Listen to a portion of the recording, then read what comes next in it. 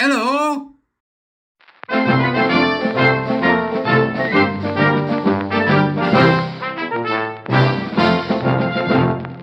Beep, beep, beep, beep, beep. Welcome to the court of the Edijester. How are we all? Barry is in blue today, if you noticed. Barry in blue. Right, so I've stuffed myself full of breakfast. Now let's do something. There's a guy on Twitter called Nick Tyrone that I follow. He doesn't follow me, but I follow him because he's diametrically opposed to most of what I believe and most of what I think. He's diametrically opposed, but he's a thinker. So it makes for interesting reading. I always say, keep an eyeball on what's going on the other side of the fence or in a different arena. And Nick provides great input from that. And I'm constantly ribbing him, but he never responds. So I thought I'll do a video so we can get something out of him. So he's called Nick Tyrone. Now he runs a very good Substack called Neoliberal Centrist Dad, which is just cracking, right? Neoliberal centrist dad. And he's done one on Kemi Badenoch, right? So I thought, let's have a look at this. Just see what Nick's got to say about Kemi, whose name I still don't know how to pronounce correct. Before I start, come be a warrior teacher or buy me a coffee or send me a super thanks. Do something. Please help. Just become a warrior teacher in November. I can't wait to get started, but we need a couple more. So here we go then, right? So here we are, Neoliberal Centrist Dad, episode 5. What does Kemi Badenoch really stand for, asks Nick. What are her policies and what would she do as a Conservative leader? One pamphlet has all the answers. Now, Kemi Badenoch is a presumed frontrunner, as he says here. We've got Kenny and Robert sort of battling out. I want Kemi to be the next Tory leader. Some say, as Nick says here, she's the shining light of modern-day conservatism. Others say she's an unhinged lunatic. Unhinged lunatic. I love it. Are either of these descriptions fair? No, she's human like the rest of us, Nick. Luckily for all of us, Badenoch has very recently set out a prospectus for the future of the Conservative Party in long form. It's called Conservatism in Crisis, and it's available online. I've read it front to back, and here are my thoughts. So then Nick's going to give us his take on what Kemi's written, right?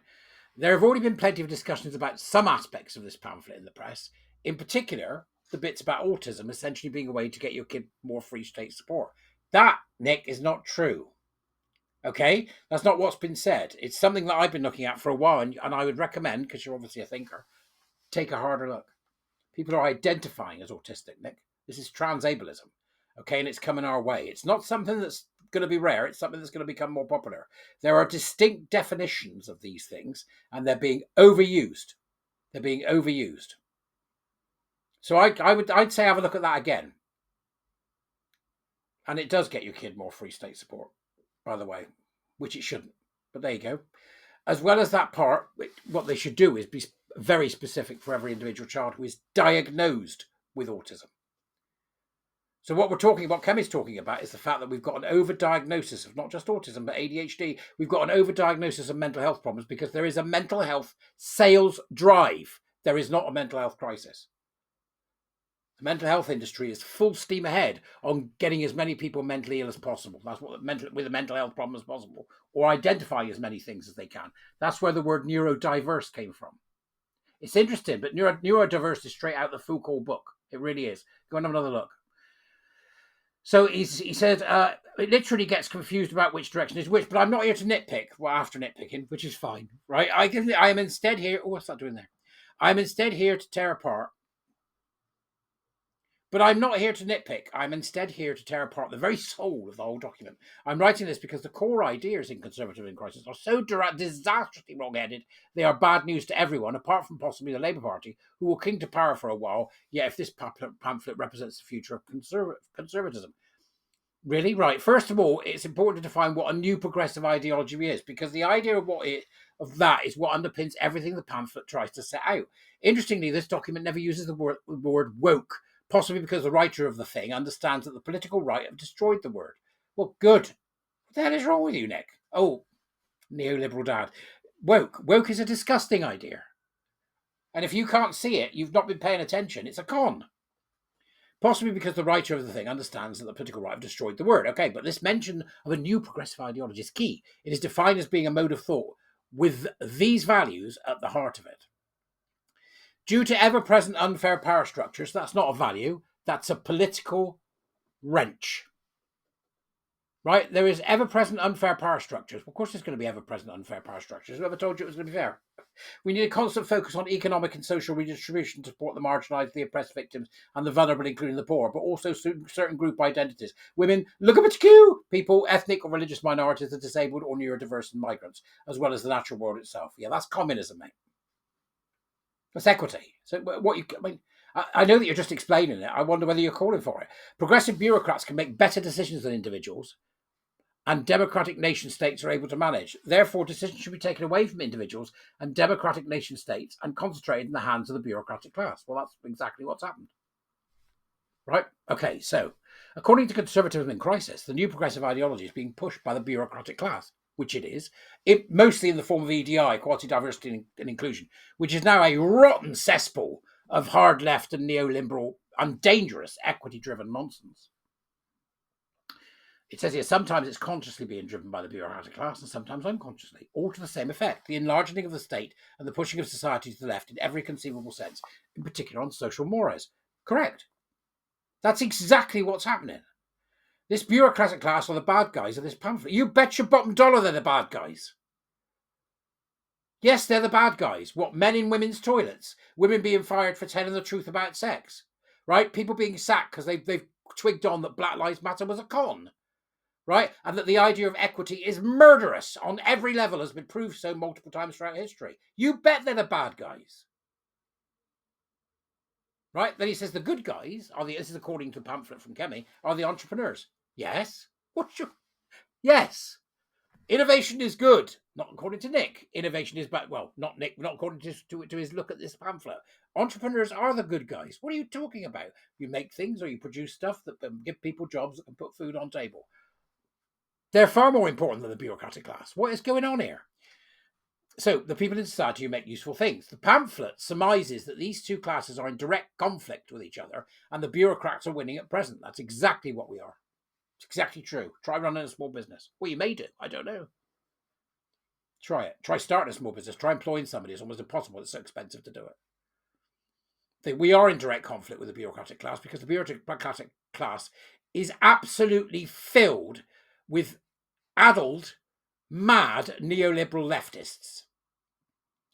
The document repeatedly suggests that this is the main reason why everything isn't working as well as society. It's absolutely the main reason why everything isn't working. You don't understand that. Since the introduction of EDI, equality, diversity and inclusion, which has now become diversity, inequality and all the crap that they throw at us, they've been employing people based on whether they're black or gay or female. What do you think was going to happen when we took away competency and meritocracy and allowed stupid people to run the country? You've only got to look what Rachel Reeves is up to, or that Bridgetosity, screwing with education and employing communists to write the next damn curriculum. Right? So she's right. What? Nick. It's great, isn't it? So the document repeatedly suggests that the main reason why everything isn't working as well as it should. If we just let the entrepreneurs do their thing and get rid of the bureaucrats, everything will start to improve. That is the basic thesis of conservatism in crisis. Yes. Unleash the entrepreneurs. This idiot party, this idiot idea of the left and the liberals that just said to Elon Musk, don't bother coming, mate. You know, it's not like we want the most innovative man in the world involved in our trade. It's just, how can you not see this? Nick, do you live in a small holding somewhere in the middle of the peaks or something? Come on, Nick. The world needs to know. It's not like there is nothing to this idea. Yes, we need more entrepreneurs in Britain and could probably do with a lot fewer projects. There we are. Yes, Nick, we agree. But trying to reduce the whole of society's ills into this paradigm is at best deeply flawed, at worst actively destructive. No, it's not. This is really interesting what you said there, Nick, because you know what it sounds like? It sounds like the bleating of somebody who knows they've lost the damn war. That's what it sounds like. That's honestly what it sounds like.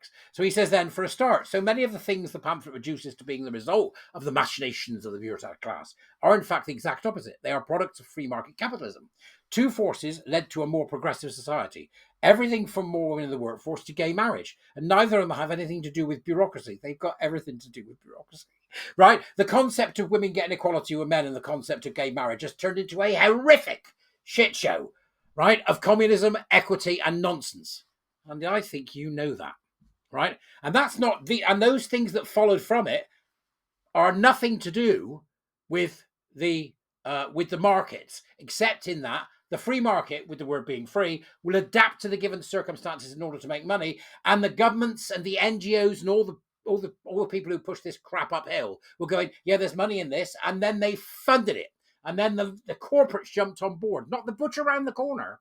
The problem is not free market capitalism, Nick, it's corporatism. Right, and the power of the corporates to push an agenda that is hard left and capitalist, and then communist, and they're gonna twig it shortly because they've already started not doing it. This is brilliant, Nick. It's see, I love it because it gets me juices flowing, does our Nick? This gets to the heart of why the pamphlet is so dangerously wrong-headed. It is making the mistake that so many conservatives have made over the last several decades, namely trying to act as if social conservatism and free market capitalism are one and the same thing and hang together perfectly, when in fact they are very often in direct conflict with each other. No, you're confusing capitalism, Nick, which you're practicing, by the way, by writing your blog and getting people to subscribe, with direct conflict that comes from corporatism. That would be my argument for you. I think it's fascinating. I like what Nick does, and you should follow Nick too, because he's worth following, all right? He's got a Substack. The Substack is called, I've been unfair on most of this, fine. So I'm just like throwing bits at him. So Neoliberal, Centrist Dad, this was episode 5. Go and see what Nick's got to say. I love just posting this stuff today. This man's full of nonsense. But it does allow me to see other ways of thinking, other ways of appreciating things. And for that, I thank Nick. He's worth a follow. I'll see you later. Bye-bye, folks.